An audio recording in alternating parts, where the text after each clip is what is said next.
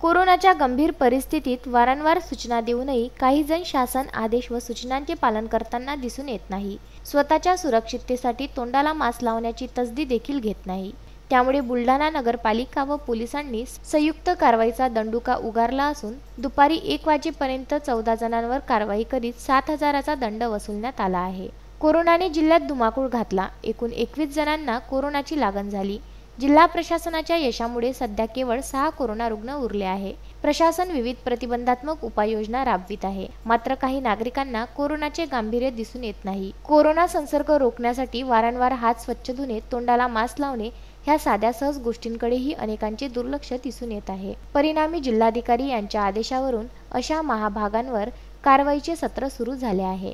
26 एप्रिलला दुपारी 1 वाजेपर्यंत 14 जणांवर दंडात्मक कारवाई करण्यात येऊन प्रत्येकी 500 रुपये प्रमाणे 7,000 रुपयांचा दंड वसूल करण्यात आला आहे. यापुढे दुसऱ्यांदा नियमांची उल्लंघन करताना आढळल्यास थेट फौजदारी कारवाई करण्यात येईल असा इशारा प्रशासनाने दिला आहे.